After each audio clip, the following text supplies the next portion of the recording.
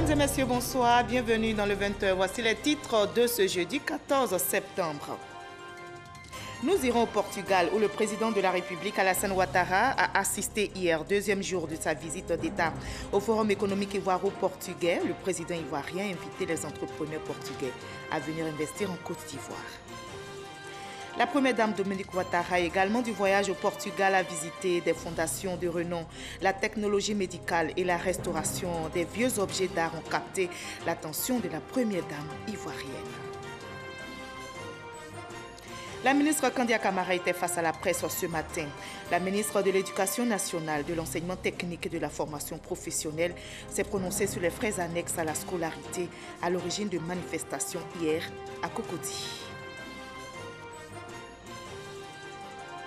Au Niger, au moins 50 personnes sont mortes après des inondations provoquées par les pluies torrentielles qui s'abattent sur le pays. Plus de 100 000 personnes sont sinistrées. Ces pluies ont fait d'importants dégâts matériels, principalement à Niamey. Soyez les bienvenus sur RTI 1. Nous partons tout de suite pour le Portugal, où le président de la République, Alassane Ouattara, a assisté hier, deuxième jour de sa visite d'État au Forum économique ivoiro-portugais. Le président Ouattara a invité les hommes d'affaires portugais à venir entreprendre en Côte d'Ivoire. Il leur a présenté les opportunités d'investissement. Un partenariat entre les entrepreneurs ivoiriens et portugais devrait être renforcé à l'issue de ce forum. Envoyé spécial, Viviane Aimé.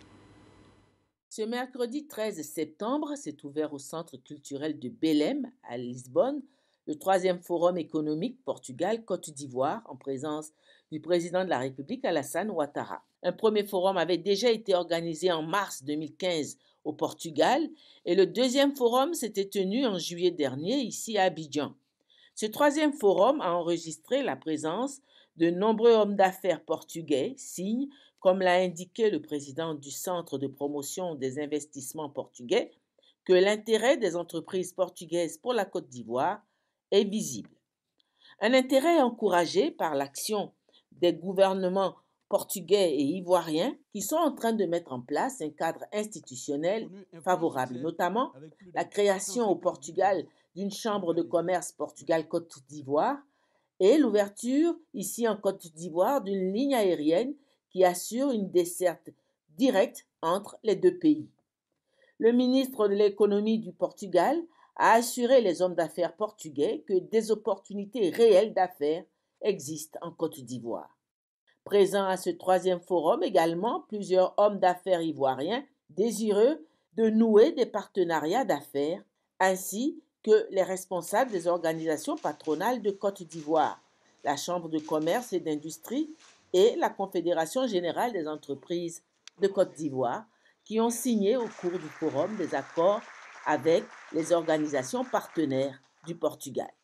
Ces partenariats tracent un cadre de collaboration entre nos institutions et de sorte que les entreprises portugaises puissent trouver en Côte d'Ivoire des relais pour les accompagner dans leur processus d'implantation, puissent trouver en Côte d'Ivoire des relais pour les accompagner dans l'identification de partenaires potentiels.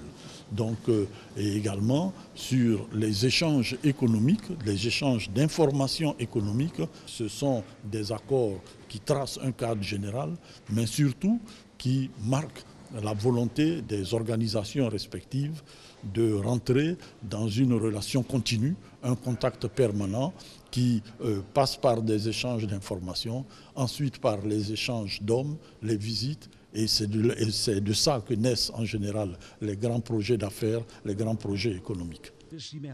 Un film institutionnel sur la Côte d'Ivoire a été projeté aux hommes d'affaires portugais. Intervenant en dernier, le président de la République Alassane Ouattara les a assurés que le terrain est favorable pour réaliser de bonnes affaires en Côte d'Ivoire. Nous voulons que les entreprises portugaises viennent investir en Côte d'Ivoire. Et nous avons des entrepreneurs ivoiriens qui sont là, qui sont venus prospecter le marché portugais et qui sont également prêts à entreprendre des partenariats avec vous en Côte d'Ivoire comme au Portugal. Le milieu des affaires a été assaini et amélioré et je considère que ceci était une condition préalable. Le CPC à un guichet unique et peut vous permettre d'enregistrer vos entreprises en moins de 24 heures. Ceci est un record et nous l'avons expérimenté en confiant des entrepreneurs au CEPICI et ceci s'est révélé comme étant possible. Ce troisième forum, qui s'est tenu toute la journée de ce mercredi, avait à son ordre du jour des rencontres entre hommes d'affaires portugais et ivoiriens. En marge des rencontres officielles inscrites au programme de cette visite d'État, le président de la République Alassane Ouattara a reçu en audience les présidents de deux grands groupes portugais, Mota Engil, le groupe Martifère, et le président de l'Association des entreprises du Portugal. Et au cours de cette visite d'État au Portugal, le président Alassane Ouattara a été fait citoyen d'honneur de la ville de Lisbonne. Les autorités portugaises, heureuses de le recevoir, ont organisé un dîner officiel au palais présidentiel en son honneur. On retrouve notre envoyé spécial, Viviane Aimé. Le lendemain de son arrivée dans la capitale portugaise, le président de la République Alassane Ouattara était reçu à la mairie de Lisbonne.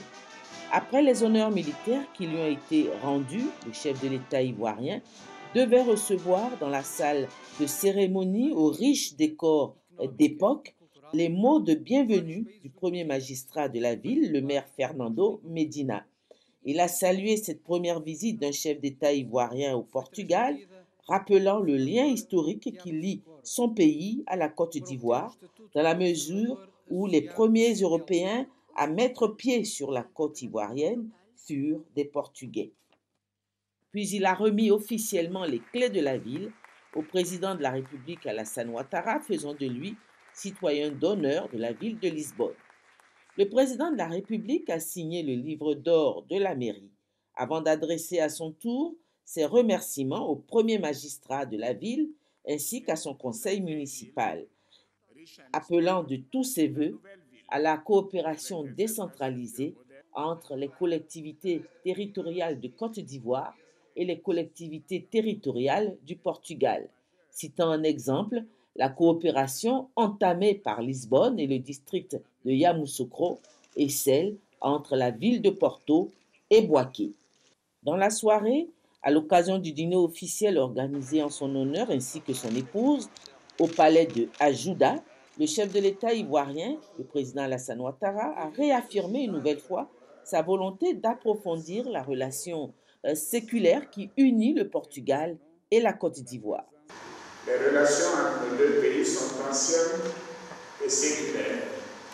En effet, les premiers Européens à fouler notre terre furent les navigateurs portugais, longeant les côtes africaines à la recherche de la route des Indes. Ils lui donnèrent le nom de Costa do Marfim, en français Côte d'Ivoire. De même, certaines villes du sud-ouest de la Côte d'Ivoire, telles que San Pedro et Sassandra, tiennent leur nom de la présence au XVe siècle de ces explorateurs portugais. C'est donc dire combien les relations entre nos peuples sont anciennes. Monsieur le Président, je voudrais saisir l'occasion de cette visite pour saluer la mémoire d'un illustre homme, d'un ami de la Côte d'Ivoire, le président Mario Soares, homme d'État, grand ami de notre président, le président Félix Houphouët-Boigny, qui effectua une mémorable visite de travail et d'amitié en Côte d'Ivoire du 24 au 26 novembre 1989. Cette coopération initiée par le président Félix Houphouët-Boigny et le président Mario Soares s'est renforcée d'année en année. Et je me réjouis donc de cette visite qui intervient un an seulement après votre accession à la magistrature suprême de votre pays. Dans un échange de toasts, les chefs d'État portugais et ivoiriens ont scellé leur volonté commune. Et la première dame Dominique Ouattara également du voyage au Portugal a visité des fondations de renom. Elle a été impressionnée par le savoir-faire de ces établissements. La technologie médicale et la restauration des vieux objets d'art ont capté l'attention de la première dame ivoirienne. Le témoignage de Viviane Aimé. En marge de la visite officielle de 48 heures du président Alassane Ouattara au Portugal, la première dame Dominique Ouattara, par ailleurs présidente de la fondation Children of Africa, a visité les fondations Ricardo Espírito Santo Silva et Champalimo. La fondation Champalimo est une institution privée d'utilité publique portugaise créée en 2004 selon la dernière volonté inscrite au testament du richissime homme d'affaires Antonio Sommer Champalimo. Accueillie par le staff de cette fondation, Madame Dominique Ouattara a pendant 1 heure parcouru les grandes articulations du Centre de recherche scientifique multidisciplinaire, avec son hôpital à l'architecture moderne, son laboratoire high-tech et une radiothérapie de dernière génération. L'attraction principale de cette visite a été le médecin robot, inventé par ce centre. Ce robot médical est capable d'assister un patient à la maison et transfère les données et images médicales aux médecins du centre. Une innovation de la technologie médicale qui a émerveillé Madame Dominique Ouattara et les nombreux visiteurs du centre. Les fondations Children of Africa et Champalimo ont envisagé un partenariat dans le cadre de l'ouverture très prochaine de l'hôpital mère-enfant de Mengerville. La première dame a par ailleurs souhaité que ce partenariat s'étende à tout le système de santé ivoirien. Au niveau de la fondation, nous espérons avoir une coopération. Nous en avons parlé avec Madame la directrice, non seulement au niveau de l'hôpital, mais je pense aussi au niveau de la Côte d'Ivoire, parce que les personnes qui sont malades du cancer pourront être ici soignées de façon très très efficace et peut-être dans de meilleures conditions qu'ailleurs. La fondation Ricardo Espírito Santo Silva, que la première dame a visité le mardi 12 septembre en compagnie des ministres de la Culture de Côte d'Ivoire et du Portugal, cette fondation œuvre pour la promotion de l'artisanat et la restauration des œuvres anciennes. C'est en 1953 que cette institution a été créée par Ricardo Espírito, ancien banquier, amoureux de l'art et collectionneur à ses temps perdus. Cette fondation dispose d'un musée, de 18 ateliers de restauration d'œuvres d'art anciennes et de 2 écoles pour les jeunes. Dans le cadre des échanges culturels, la direction de la fondation Ricardo Espírito s'est dite disposée à accueillir des jeunes Ivoiriens dans ces ateliers. J'ai été particulièrement impressionnée par le travail qui est effectué ici. C'est un travail qui aujourd'hui malheureusement se perd, un très beau travail d'artisanat dans plusieurs domaines, dans le domaine de l'orfèvrerie, dans le domaine du bois, dans le domaine du textile, dans le domaine de la marqueterie. Et je pense que la Côte d'Ivoire a beaucoup à apprendre et on a pensé, avec messieurs les ministres, à peut-être faire des échanges entre nos écoles. Pour ses actions de bienfaisance en Afrique, la première dame Dominique Ouattara a été faite Grand Croix de l'Ordre du Mérite de la République du Portugal par le président de la République portugaise.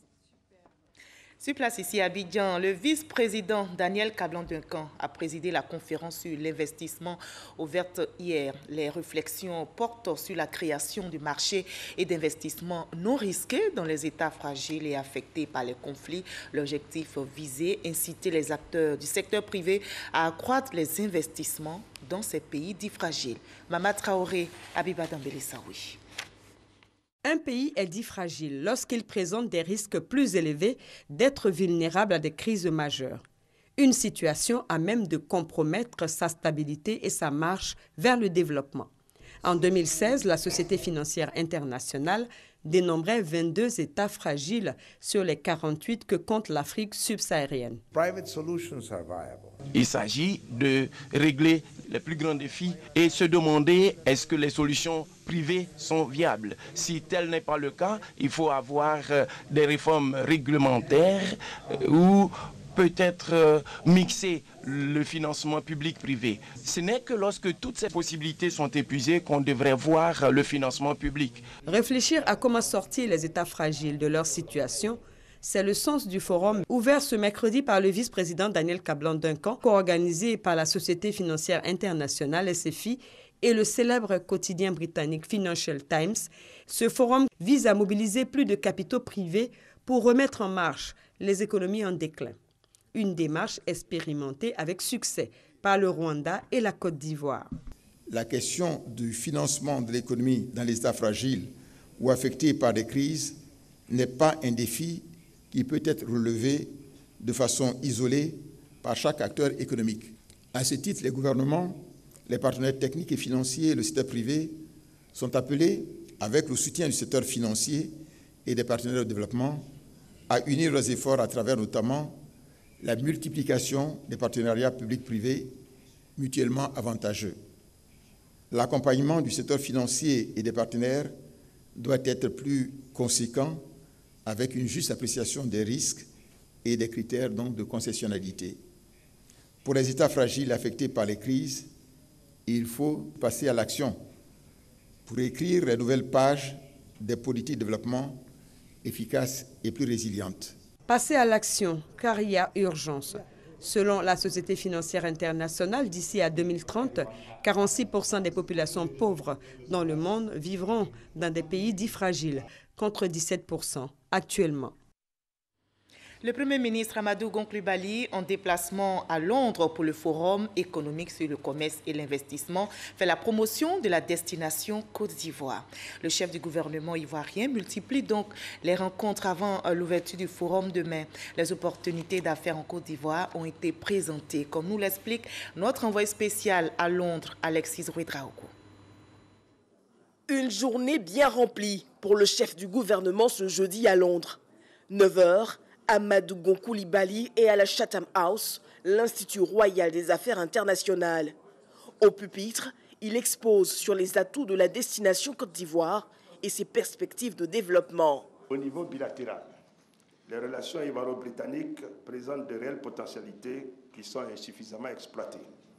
Le gouvernement ivoirien est donc ouvert pour l'examen de tout nouvel instrument permettant de rendre notre coopération plus dynamique. Le second forum économique sur le commerce et l'investissement en Côte d'Ivoire, que nous tiendrons demain, vendredi 15 septembre 2017, ici à Londres, permettra, j'en suis convaincu, de renforcer la coopération tant diplomatique qu'économique entre le Royaume-Uni et la Côte d'Ivoire. 11 h, série d'audiences et séances de travail. Amadou Gon Coulibaly reçoit Liam Smith. Il est le PDG de la Chambre britannique de commerce.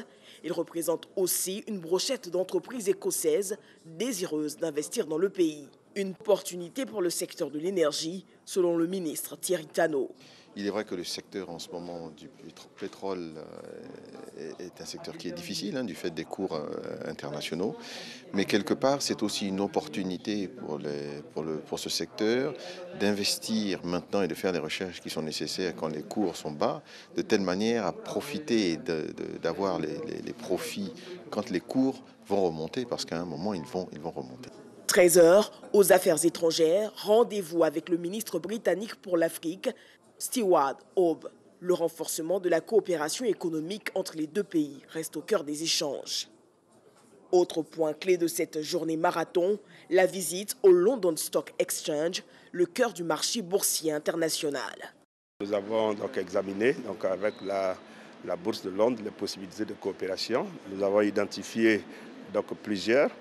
Il y a un point vraiment important qui est celui d'assister, je dirais, les PME pour permettre que sur un horizon de 3 ans, après les formations qu'il faut, que certaines PME ivoiriennes puissent être intégrées au niveau de cette bourse régionale des valeurs mobilières et pouvoir de ce fait avoir demain accès à des capitaux internationaux.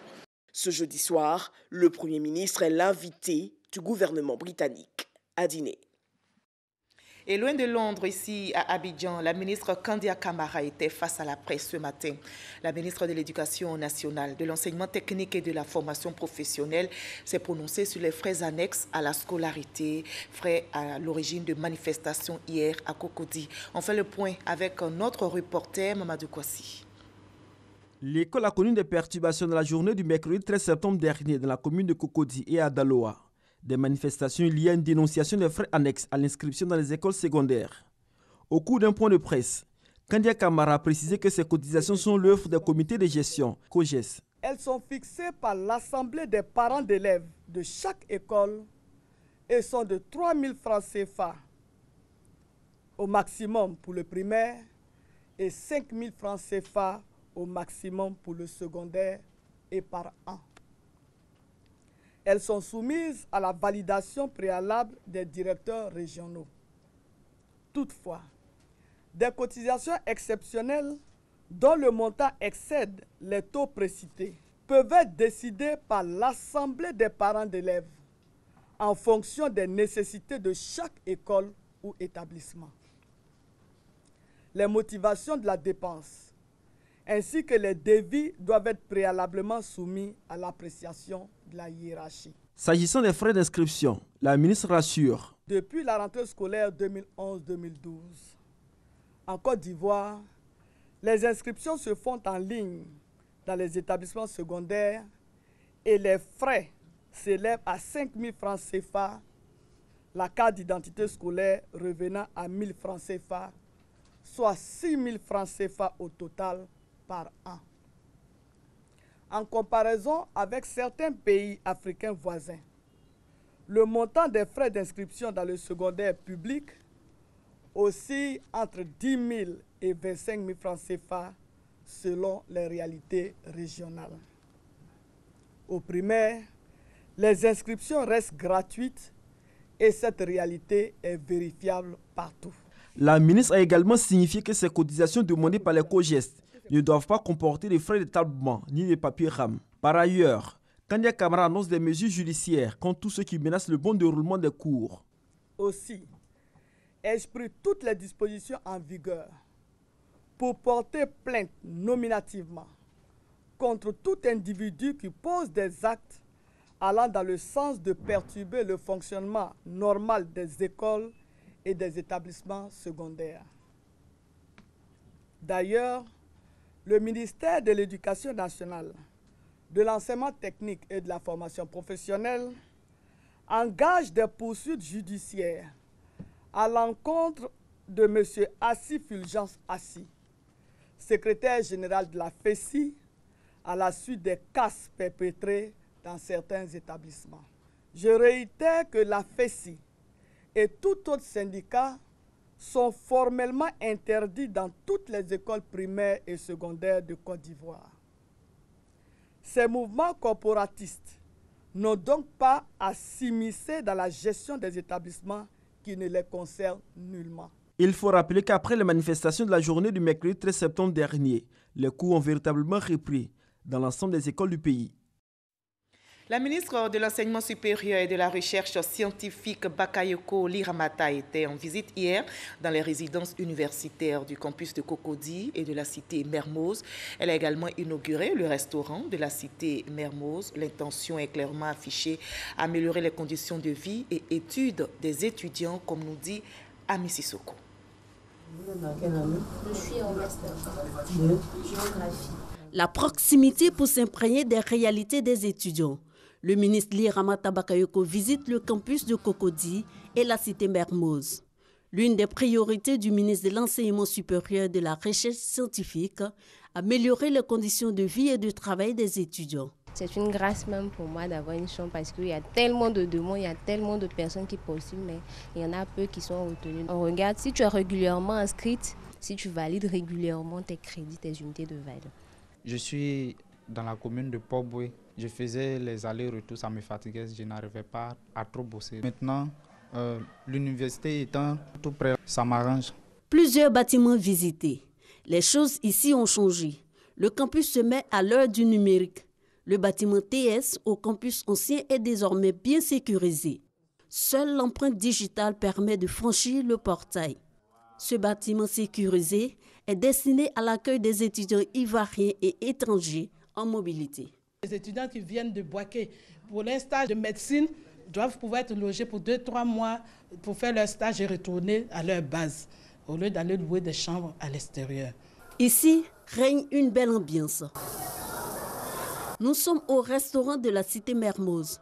Les étudiants retrouvent avec joie cet espace resté longtemps fermé. Le ministre n'a pas résisté à l'envie de partager leur repas. Environ 4000 plats sortent de cette cuisine par jour. Le plat subventionné par l'État va seulement coûter 200 francs à l'étudiant. Quand on descend pour acheter la nourriture, c'est un peu difficile. Il faut avoir au moins 500. Maintenant, grâce au restaurant, avec 200 francs, c'est déjà suffisant. La qualité du plat, c'est comme si c'était à la maison, quoi. 5 942 lits sont à la disposition des étudiants dans les 10 résidences universitaires réhabilitées sur 19, soit près de 60% de la capacité totale des résidences.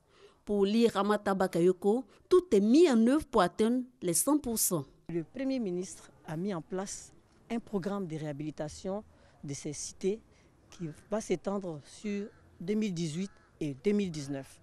Et déjà, fin 2018, nous aurons un certain nombre de cités qui seront réhabilitées et mises à la disposition des étudiants. Et aussi, nous avons vu que le restaurant est vraiment très bien tenu. Je suis du domaine de la santé, j'ai pu apprécier la chambre froide pour la conservation des produits, surtout apprécier la décontamination des flux. Le ministre Liramata Bakayoko le réaffirme. L'objectif du gouvernement, offrir aux étudiants un cadre propice à la réflexion pour de bons résultats. Dans l'actualité également, le Conseil Café Cacao qui renforce le parc automobile du ministère d'État, ministère de la Défense. Le Conseil a fait don de 15 véhicules de type 4x4, un don qui vise à renforcer le dispositif de sécurité dans les zones du café et du cacao. On en sait plus avec Herman Guivé. À compter du 1er octobre, la campagne cacaoyère 2016-2017 va s'ouvrir. Une période qui voit l'intensification des champs de transactions dans ce domaine clé de l'économie ivoirienne. Ce don de véhicules du Conseil du café et du cacao a pour objectif de contribuer à la protection des pistes et axes de desserte agricole. Ce sont au total 15 véhicules flambant neufs de type 4x4 qui viennent d'être mis à disposition de la gendarmerie nationale via le ministère de la Défense par le Conseil du café et du cacao. Le ministère de l'Agriculture ne ménage aucun effort pour assurer la sauvegarde des terrains exploités, le bien-être et la sécurité des producteurs agricoles, ainsi que la protection de tout intérêt lié à la mamelle nourricière de l'économie ivoirienne. Nous avons besoin, au niveau de la filière café-cacao, de protéger les producteurs. Parce que pendant la campagne agricole, il circule des ressources considérables et qui occasionnent des braquages, souvent suivis malheureusement de pertes en vie humaine. Et c'est pour appuyer vos hommes, monsieur le ministre d'État, que le Conseil du café-cacao fait cet effort. Nous avons de plus en plus des frontières qui sont assez poreuses. Or, le système de vente par anticipation est basé sur le pari de la récolte. Donc, nous comptons sur vos hommes pour limiter, à tout le moins, la fuite des produits agricoles, notamment le café et le cacao. Le ministre d'État, ministre de la Défense, Ahmed Bakayoko, entend faire bon usage de ces dons. Monsieur le ministre, j'ai bien compris le sens de ce don. Vous attendez de nous que nous puissions assurer une meilleure sécurité de tous nos parents paysans qui travaillent tous les jours justement pour le rayonnement de la Côte d'Ivoire, dans les zones de production de café-cacao. Vous attendez également de nous que nous puissions travailler à réduire l'exportation frauduleuse vers les frontières des pays voisins de ces matières premières. Donc nous avons compris le message et avec le commandant supérieur de la gendarmerie, je vais prendre l'engagement de faire notre part pour améliorer cette filière, au moins du point de vue de la sécurité. Le type de véhicule offert allie performance, robustesse et sobriété. Dans son utilisation militaire, il est capable de transporter une troupe de la valeur du groupe d'intervention, peu importe le terrain pratiqué. Notez qu'il s'agissait tout simplement d'une folle rumeur. Elle faisait état ce matin d'un incendie qui se serait déclaré à l'immeuble Siam au plateau. Eh bien, il n'en est rien. Nos reporters se sont rendus sur les lieux et aucun incendie déclaré à l'immeuble Siam au plateau. Scène de chaos au Niger. Au moins 50 personnes sont mortes après des inondations provoquées par les pluies torrentielles qui s'abattent depuis juin sur le pays. Plus de 100 000 personnes sont sinistrées. Les intempéries ont fait d'importants dégâts matériels, principalement à Niamey, la capitale. Plusieurs habitations et écoles se sont effondrées, sans compter les pertes de bétail. Les autorités ont demandé donc aux populations des secteurs à risque de quitter leurs maisons qui menacent de s'écrouler. La mobilisation, elle, s'accentue pour assister les sinistrés. Fin de ce 20h. Merci à vous tous de votre aimable attention et passez une très belle soirée sur RTI1.